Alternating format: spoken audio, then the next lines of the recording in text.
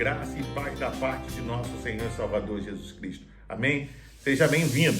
Você está no canal Beit Sefer, Escola Bíblica à Distância. Nós estamos estudando a revista Palavra e Vida da Convenção Batista Fluminense, cujo tema central para esse trimestre será Epístolas para o Nosso Tempo. Hoje estudaremos a lição de número 7 e o tema será a supremacia de Cristo, a carta aos Colossenses.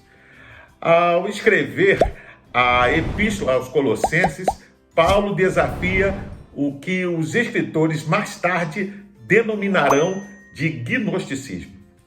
Esta falsa filosofia era inimigo mortal de Cristo e da igreja. O primeiro capítulo da carta é preliminar ao grande combate, fator que nos leva a vê-los em conjunto. Aqui, Paulo apresenta os fundamentos para o combate, fixa o tom e constrói suas contestações para tirar a limpo tais controvérsias. Para isso, ele convoca a mais alta autoridade, ou seja, o próprio Deus, para testemunhar contra esta seríssima ameaça a Cristo. Em seguida, o apóstolo declara a certeza de que a experiência inicial dos crentes colossenses concentrava-se somente em Cristo. Vamos ler a Bíblia em Colossenses capítulo 2, versículos 9 e 10. Pois em Cristo habita corporalmente toda a plenitude da divindade, e por estarem nele, que é o cabeça de todo poder e autoridade, vocês receberam a plenitude. Vamos orar? Pai, nós te louvamos, ó Deus, e nós te agradecemos pelo privilégio de estudar a tua palavra mais uma vez. Abençoa-nos no estudo desta lição, que o teu Espírito Santo possa nos iluminar, segundo as tuas muitíssimas misericórdias. É a nossa oração e assim fazemos em nome de Jesus. Amém.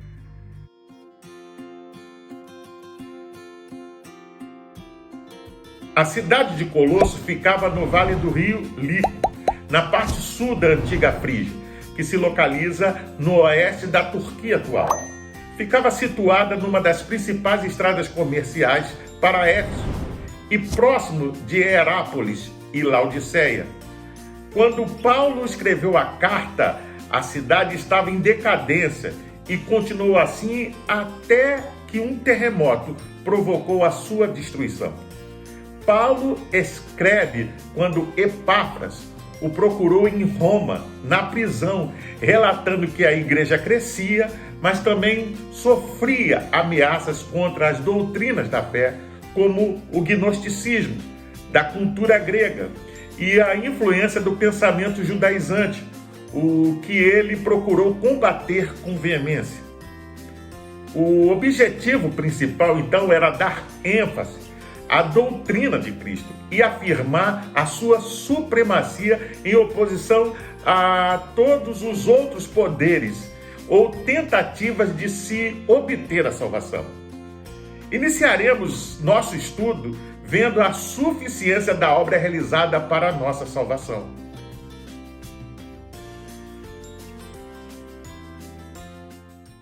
Uma das formas do apóstolo Paulo apresentar a preeminência de Cristo aos Colossenses foi mostrando a obra que Jesus realizou, colocando-nos, assim, participantes da herança dos santos na luz. Argumento apresentado por ele no capítulo 1, verso 12. Que obra foi essa? No versículo 13, ele usa a palavra libertou, que significa resgatou. Jesus, portanto, suportou o desprezo e a morte para nos libertar da morte e da perdição eterna. Mas também diz-nos o texto que ele nos transportou. Imagine alguém sendo libertado de um campo de concentração e transportado para um abrigo em um local de liberdade. Assim também nós fomos libertos do controle das trevas, mas não simplesmente deixados em qualquer lugar. Não, nós fomos transportados para um lugar excelente, o reino da luz, o reino do Filho do seu amor, onde a lei que impera é o amor. O amor de Deus para conosco em nos dar abundância de vida e amor de cada crente em fazer espontaneamente a vontade do Pai. Paulo ainda sustenta que nós temos a redenção, pois a salvação se compara à condição do escravo que está sob o domínio de uma tirania cruel, Satanás, e nada pode fazer para conquistar sua liberdade. Mas Cristo nos redime e nos torna livres. O preço que ele pagou foi o seu próprio sangue. E toda a nossa dívida pecaminosa foi para lá na cruz do Calvário. Vamos ler a Bíblia em Colossenses capítulo 1, versículo 13 e 14, e depois o verso 20. Pois ele nos resgatou do domínio das trevas e nos transportou para o reino do seu Filho amado, em quem temos a redenção, a saber, o perdão dos pecados, pois foi do agrado de Deus que nele habitasse toda a plenitude e por meio dele reconciliasse consigo todas as coisas, tanto as que estão na terra quanto as que estão no céu, estabelecendo a paz pelo seu sangue derramado na cruz. O comentário bíblico Beckham diz que temos aqui a base para a disputa de Paulo com o pretenso elemento gnóstico em Colossos: a revelação de Cristo e sobre Cristo. Na sua revelação, Deus fala de si mesmo. Ele se comunica, não sendo meros itens sobre ele.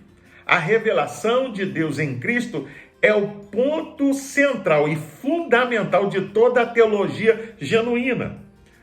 A confrontação desferida contra a pessoa e obra de Cristo exige refutação. Paulo deixara clara a supremacia de Cristo acima de tudo. Ele prendera os leitores à sua tese. Cristo, não como mero ataque, mas com argumentos persuasivos. Mas por que Jesus pode realizar tão eficiente obra? Porque é o Filho de Deus. Ao fixar o olhar nele, podemos perceber que o Deus invisível se torna visível. Capítulo 1, verso 15. Deus se revelou a si mesmo em Cristo, uma vez que toda a plenitude de Deus habita nele. Você vê isso no capítulo 1, verso 19 e no capítulo 2, verso 9. Detalhe, corporalmente, Jesus é a imagem do Deus invisível. E em relação ao universo, ele é Senhor. Quando Paulo afirma que ele é o primogênito de toda a criação, significa que ele fora criado primeiro, pois já tinha mostrado que ele é o Criador. Você pode ver isso no verso 16.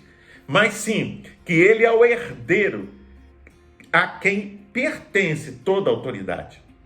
Jesus é o Senhor do universo. Como está escrito, nele foram criadas todas as coisas. Tudo foi criado por meio dele e para ele. Ele é antes de todas as coisas e nele tudo subsiste. Capítulo 1, verso 16 ao 17. Não há exceção. Tudo, nos céus, sobre a terra e debaixo da terra, visíveis e invisíveis. Portanto, Cristo tem a prerrogativa de ser o Salvador. Por isso, ele é o cabeça do corpo da igreja. Capítulo 1, verso 18. Aquele que promove, uma vez que é o soberano. A razão dessa autoridade é que ele é o princípio e o primogênito dos mortos. A nova criação tem origem nele, pois ele é o primogênito dentre os mortos, pois foi o primeiro a ressuscitar e assim mostrou seu poder sobre a morte.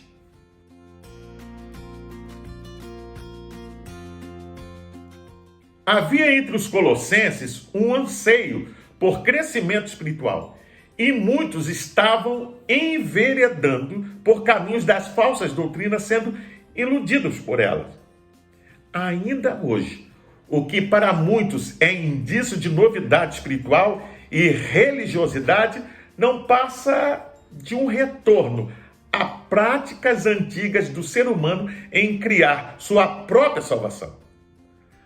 Paulo resume bem esse problema dizendo: as quais têm, na verdade, alguma aparência de sabedoria, em devoção voluntária, humildade, em disciplina do corpo, mas não são de valor algum, senão para a satisfação da carne.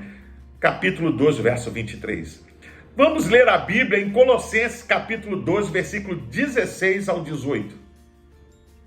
Portanto, que ninguém censure vocês por aquilo que comem ou bebem, ou por não comemorarem as festas e feriados judaicos, ou as cerimônias de lua nova, ou os sábados.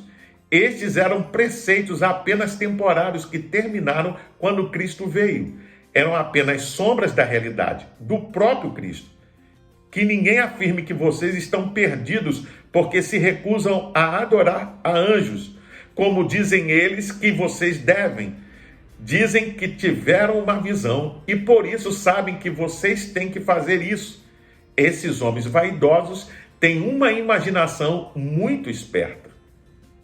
Da mesma forma que Paulo observou muitos irmãos de Colossos enfraquecendo na fé e buscando doutrinas esquisitas, assim ainda é hoje. Vejamos quais foram as advertências. Letra A, legalismo. A primeira advertência foi quanto ao perigo do legalismo que está presente desde sempre do cotidiano humano, pois é a religião das realizações próprias. Vejam que Paulo diz: portanto, ninguém vos julgue pelo comer ou pelo beber, ou por causa dos dias da festa ou da lua nova.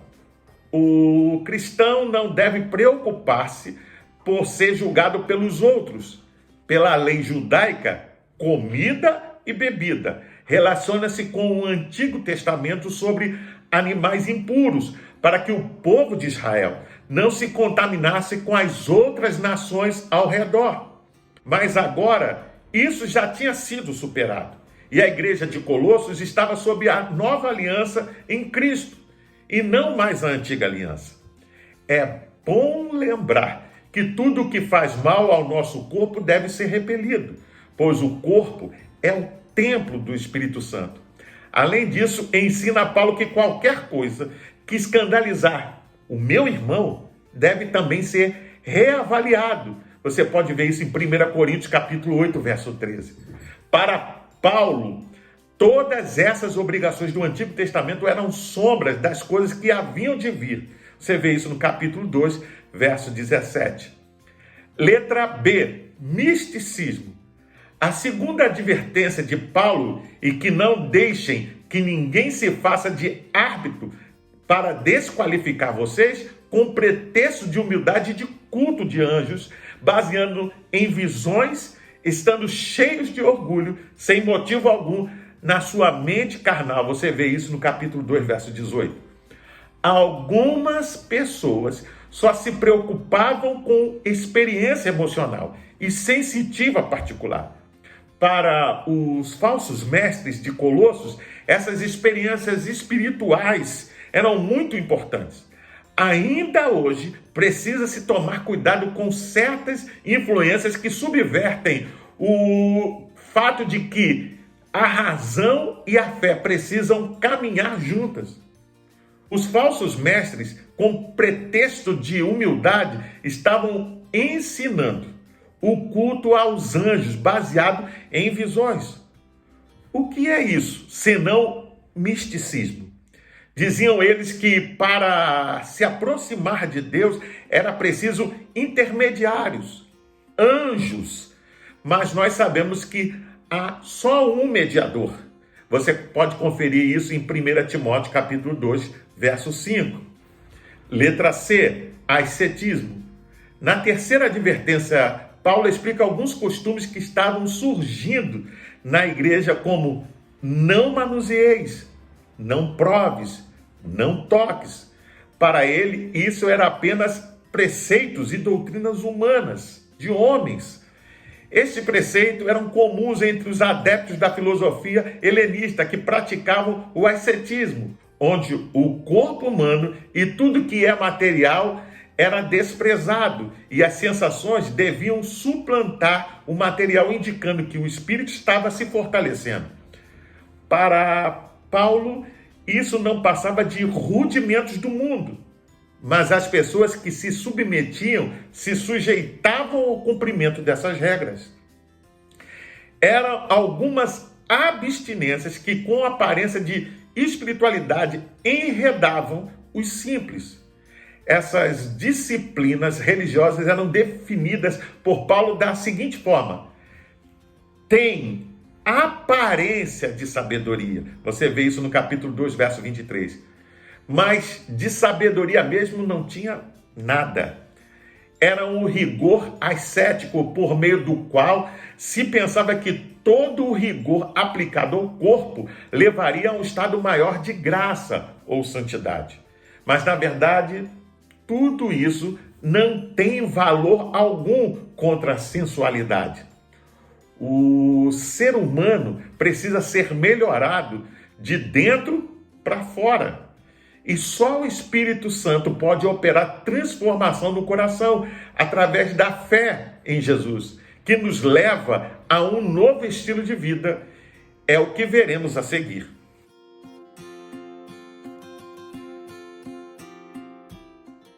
Paulo vai afirmar agora nesse texto que tudo aquilo que se busca através do legalismo, misticismo ou ascetismo, ou qualquer outra forma de religião por obra humana, já foi alcançado para o ser humano pela graça de Deus. A conclusão é que já fostes ressuscitado juntamente com Cristo. Capítulo 3, verso 1. Pela fé em Cristo, já passamos pela experiência espiritual da sua morte e ressurreição. É extraordinário o que é dito aqui, mas isso precisa ser uma experiência de fé de cada indivíduo. Vamos ler a Bíblia em Colossenses capítulo 3, verso 3 e 4. Vocês devem ter tão pouco desejo deste mundo como uma pessoa morta. A verdadeira vida de vocês está no céu com Cristo e com Deus. E quando Cristo, que é a nossa vida verdadeira, vier de novo, então vocês brilharão com Ele e participarão de todas as suas glórias. A verdadeira conversão pode ser percebida pela nossa identificação com Cristo e pela nossa aspiração por Cristo. Diferentemente das religiões orientais, as gregas e as romanas, que falavam muito pouco ou nada a respeito da santidade pessoal, ninguém achava que a pessoa que, por exemplo, trouxesse sacrifícios, orasse ou saísse dali para cometer pecados terríveis, fosse inconsistente. Você compreende? No cristianismo não é assim. A nova vida quer transformar o homem a partir do seu interior, exige e promove uma mudança na vida exterior. Uma vez que morremos com Cristo, devemos fazer morrer nosso comportamento impuro. Portanto, se isso já aconteceu, somos chamados a ser participantes de uma nova vida, pois somos cidadãos dos céus e devemos buscar as coisas lá do céu. Nossa vontade e pensamento devem agora acompanhar o Senhor. Buscai as coisas do alto, onde Cristo vive, assentado à direita de Deus. Nossos interesses devem voltar-se para as coisas lá do alto, em contraste com as coisas terrenas. Além de buscar, é preciso pensar nas coisas lá do alto. Os nossos pensamentos comandam todas as nossas ações e decisões, e, portanto, o que deve ocupar nossa mente são valores eternos e sublimes lá do alto, onde Deus habita. Quanto sofrimento, dor e decepção, só porque não pensamos aquilo que edifica a nossa vida espiritual. É só uma questão de tempo e todos nós que morremos e a vossa vida está oculta juntamente com Cristo em Deus, você pode ver isso no capítulo 3, verso 3, experimentaremos essa futura realidade, pois está escrito, quando Cristo, que é a nossa vida, se manifestar, então vós também sereis manifestados com ele em glória. Você pode ver isso no capítulo 3, verso 4.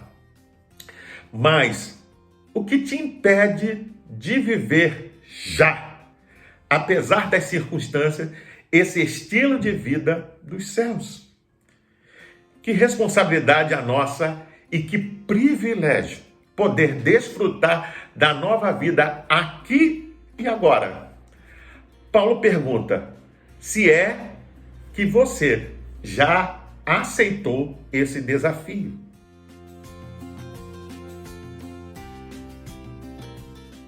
Hoje, muitas pessoas, como os falsos mestres em Colossos, dão a Jesus uma posição superior, mas não lhe dão sua justa posição de supremacia. Precisamos entender que Jesus não é um grande homem em meio a grandes homens. Ele é o Filho de Deus, preeminente em todas as coisas. Por isso o apóstolo destaca a supremacia de Cristo em diversas áreas da vida. Nenhuma força no mundo é mais poderosa que o Evangelho. O Evangelho nasceu no coração de Deus e não no coração do homem. Procede do céu e não da terra. Foi concebido na eternidade e não no tempo. O Evangelho é o poder de Deus para a salvação de todo aquele que crê. Você pode conferir isso em Romanos 1, versículo 16. Por isso, nenhuma força pode resistir ao Evangelho, nenhum exército pode deter o seu avanço, nenhuma arma pode destruir o seu efeito e nenhuma ideologia pode apagar sua influência.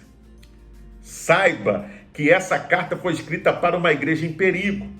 Não perigo físico de perseguição e morte, mas um perigo de subversão dos valores mais profundos da doutrina cristã.